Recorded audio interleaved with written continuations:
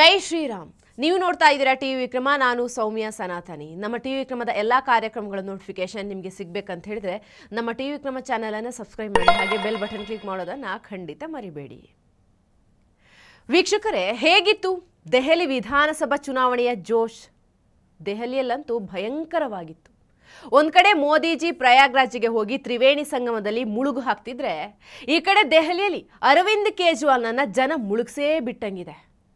ಇನ್ನೊಂದು 2 ದಿನದಲ್ಲಿ ಕೇಜ್ರಿವಾಲ್ ಕಥೆ ಗೋವಿಂದ ಗೋವಿಂದ.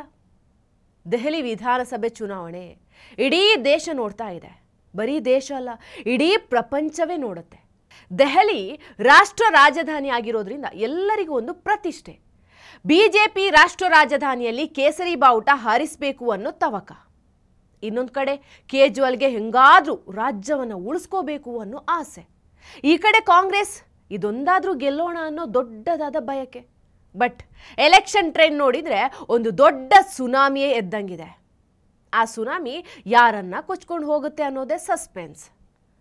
ದೆಹಲಿಯಲ್ಲಿ ಕಳೆದ ವಿಧಾನಸಭಾ ಚುನಾವಣೆಗಳು ನಡೆದಿದ್ದು 2013, 15 ಹಾಗೂ 2020. ಇದರಲ್ಲಿ 2013 ಹಾಗೂ 2015ರಲ್ಲಿ ದೆಹಲಿ ಭ್ರಷ್ಟಾಚಾರದಿಂದ ಕಂಗೆಟ್ಟು ಹೋಗಿ ಒಂದು ಬದಲಾವಣೆಗೋಸ್ಕರ ಅಂತ ವೋಟ್ ಹಾಕಿದ್ರು.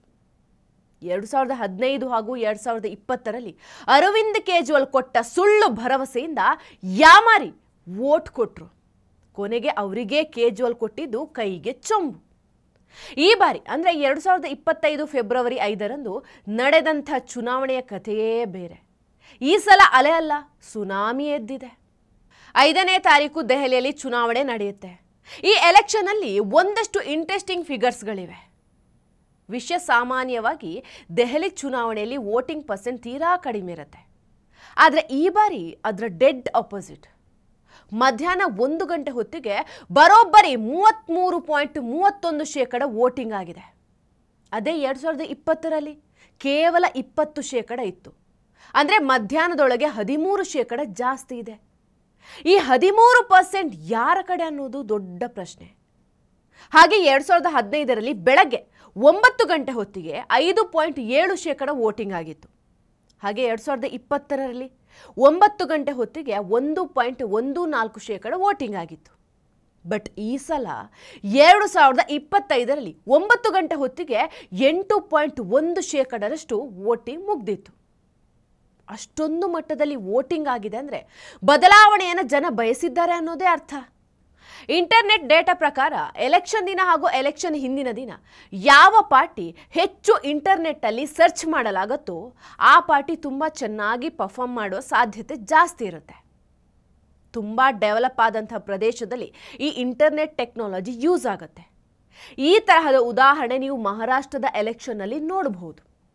ಹಾಗೆ ಈ ಇಂಟರ್ನೆಟ್ ಟೆಕ್ನಾಲಜಿ ಪ್ರಕಾರನೇ ನೋಡಿದರೆ ದೆಹಲಿಯಲ್ಲಿ ಬಿಜೆಪಿಗೆ 1 ಸೈಡೆಡ್ ಎಲೆಕ್ಷನ್ ಅಂತಲೇ ಹೇಳ್ಬೋದು. ಇದು ಇನ್ನು ಗ್ರೌಂಡ್ ಲೆವೆಲ್ನಲ್ಲಿ ಹೇಗೆ ಕೆಲಸ ಮಾಡುತ್ತೆ ಅನ್ನೋದನ್ನು ಮಾರ್ಚ್ 8ರ ತನಕ ಕಾದು ನೋಡಬೇಕು. ಆದರೂ ಮಧ್ಯಾಹ್ನ 1 ಗಂಟೆ ಹೊತ್ತಿಗೆ 33.31% ವೋಟಿಂಗ್ ಆಗಿರೋದು ಅನ್ಎಕ್ಸ್ಪೆಕ್ಟೆಡ್. ಈ ಎರಡೂ ಇಂಡಿಕೇಟರ್ಗಳು ಈಗಿನ ಸರ್ಕಾರದ ವಿರುದ್ಧ ವೋಟ್ ಬೀಳ್ತಾ ಇದೆ ಅನ್ನೋದನ್ನು ಹೇಳುತ್ತೆ. ಆಮ್ ಆದ್ಮಿ ಪಕ್ಷದ ಮತಗಟ್ಟೆ ಬಹಳ ಬೇಗನೆ ಖಾಲಿ ಕೂಡ ಆಗಿದೆ. ದೆಹಲಿ ಎಲೆಕ್ಷನ್ ತೀರಾ ಜಿದ್ದಾಜಿದ್ದಿಯಿಂದ ಕೂಡಿದೆ. ಕಳೆದ 24 ಗಂಟೆಗಳಲ್ಲಿ ಆಮ್ ಆದ್ಮಿ ಪಾರ್ಟಿಯಲ್ಲಿ 3 ರಿಂದ 4 ದೊಡ್ಡ ನಾಯಕರು ಅಮನತುಲ್ಲಾ ಖಾನ್, ಅರವಿಂದ್ ಕೇಜ್ರಿವಾಲ್, ಅತಿಶಿ ಮರ್ಲೇನಾ, ಸೌರವ್ ಭಾರದ್ವಾಜ್ ವಿರುದ್ಧ FIR ಕೂಡ ದಾಖಲಾಗಿದೆ. ಕಾರಣ ಯಮುನಾದಲ್ಲಿ ವಿಷ ಬೆರೆಸಲಾಗಿತ್ತು ಅನ್ನೋ ಸುಳ್ಳು ಆರೋಪ. ಅತಿಶಿ ಮರ್ಲೇನಾ ಅವರ ಡ್ರೈವರ್ ಹಾಗೂ ಪರ್ಸನಲ್ ಅಸಿಸ್ಟೆಂಟ್ 5 ಲಕ್ಷ ದುಡ್ಡಿನ ಜೊತೆಗೆ ಪೊಲೀಸರಿಗೆ ಸಿಕ್ಕಿ ಬಿದ್ದಿದ್ದಾರೆ. गौरव गौरव, आप कहाँ काम करते हैं? आतिशी मैम के पास। कितना पैसा है? 5 लाख। ड्राइवर, आप रहते कहाँ हैं? मैं अभी फरीदाबाद। दिखाइए दिखाइए। कैश भी दिखा रहे हैं, मीडिया पहुंच चुका है यहाँ पर, मीडिया पूरी जांच कर रहा है। आतिशी के पत्र भी है इसके पीछे डिग्गी में।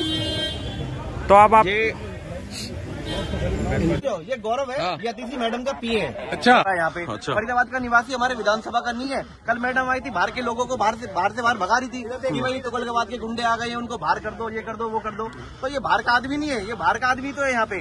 अब ये मैडम जो है 2 नंबर का पैसा दिल्ली की जनता का जो लूट के यहाँ पे बैठा के इनसे पैसा बंटवा रही है। हमारी कालकाजी विधानसभा के अंदर 2 नंबर का काम कर रहे हैं। पैसा ಈ ಕಡೆ ಸೌರವ್ ಭಾರದ್ವಾಜ್ ಹಾಗೂ ಅಮನತುಲ್ಲಾ ಖಾನ್ ಅವರ 10 ರಿಂದ 15 ಕಾರ್ಯಕರ್ತರು ಆಯೋಗದ ನಿಯಮ ಉಲ್ಲಂಘನೆ ಮಾಡಿದ್ರಿಂದ ಅವರನ್ನು ಅರೆಸ್ಟ್ ಮಾಡಲಾಗಿದೆ. ಅತಿಶಿ ಮರ್ಲೇನ್ ಅವರ ಅಸಿಸ್ಟೆಂಟ್ ಚುನಾವಣೆಗೆ ಹಿಂದಿನ ದಿನ 5 ಲಕ್ಷ ಕ್ಯಾಶ್ ಹಿಡಿದು ಸಿಕ್ಕಾಕೊಂಡಿದ್ದ. ಇನ್ನೊಂದು ಕಡೆ ಅಮನತುಲ್ಲಾ ಖಾನ್ ಹೇಟ್ ಸ್ಪೀಚ್ ಆಧಾರದ ಮೇಲೆ ಎಫ್ಐಆರ್ ದಾಖಲಾಗಿದೆ. इस पे क्या डिस्टर्ब कर रहा है, मेरे बेचे को फंसा रहा है, वो बात कर रहा है ना। देखो ना, एसएचओ ने किस अंदाज में बात की, वो एसएचओ है, बदमाश है। जिस अंदाज में बात की करनी चाहिए थी उसे। नहीं, आपके बेटे ने जैसे बात की वो ठीक था।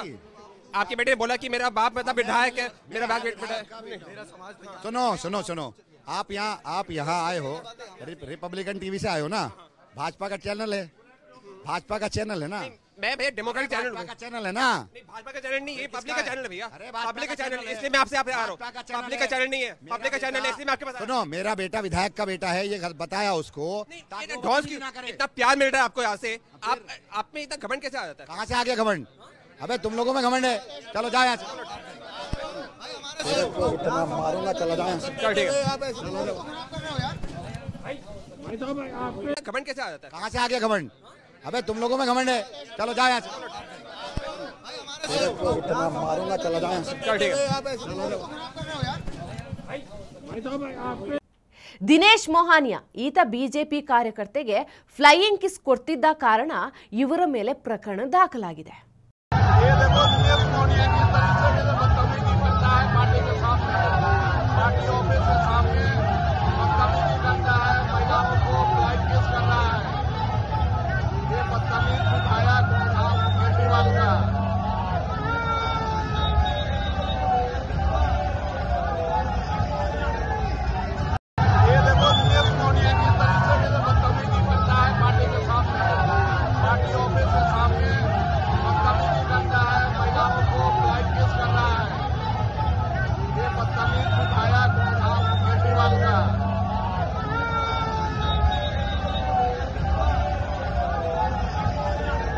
ಇವರು ಮಹಿಳೆಯರಿಗೆ ಯಾವ ರೀತಿ ಗೌರವ ಕೊಡ್ತಾರಂತ ನೋಡಬಹುದು. ಹಾಗೆ ಅಮನತುಲ್ಲಾ ಖಾನ್ ರಾತ್ರಿ ಹೊತ್ತು ಎಲೆಕ್ಷನ್ ಕ್ಯಾಂಪೇನ್ ಮಾಡುವಾಗ ಹೇಟ್ ಸ್ಪೀಚ್ ನೀಡಿದ್ದಕ್ಕಾಗಿ ಇವರ ಮೇಲೆ 2 ರಿಂದ 3 ಎಫ್ಐಆರ್ ದಾಖಲಾಗಿದೆ. ಒಂದು ಇಂಪಾರ್ಟೆಂಟ್ ವಿಷಯ ಅಂದರೆ ಅರವಿಂದ್ ಕೇಜ್ರಿವಾಲ್ ಮೇಲೆ ಹರಿಯಾಣ ಅಲ್ಲದೆ ಬೇರೆ ಬೇರೆ ರಾಜ್ಯಗಳಿಂದ ಎಫ್ಐಆರ್ ದಾಖಲಾಗ್ತಾ ಇದೆ. ಸೊ ಕಂಪ್ಲೀಟ್ ಟ್ರೆಂಡ್ ನೋಡಿದರೆ ದೆಹಲಿಯಲ್ಲಿ ಸಮುದ್ರ ಇಲ್ಲದೆ ಇದ್ದು ಕೂಡ ದೊಡ್ಡ ಸುನಾಮಿ ಎದ್ದಿದೆ. ಯಾರ ಕಡೆ ನೋಡಬೇಕಷ್ಟೇ. ಟಿವಿ ವಿಕ್ರಮ, ದೇಶ ನಿಮ್ಮ ಕೈಯಲ್ಲಿ. ಈ ಕಾರ್ಯಕ್ರಮ ನಿಮಗೆ ಇಷ್ಟ ಆಗಿದ್ದಲ್ಲಿ ಲೈಕ್, ಶೇರ್ ಹಾಗೂ ಕಮೆಂಟ್ ಮಾಡಿ. ಟಿವಿ ವಿಕ್ರಮದ ಕಾರ್ಯಕ್ರಮಗಳನ್ನು ನಿರಂತರವಾಗಿ ವೀಕ್ಷಿಸಲು ಸಬ್ಸ್ಕ್ರೈಬ್ ಮಾಡಿ, ಬೆಲ್ ಐಕನ್ ಒತ್ತಿ.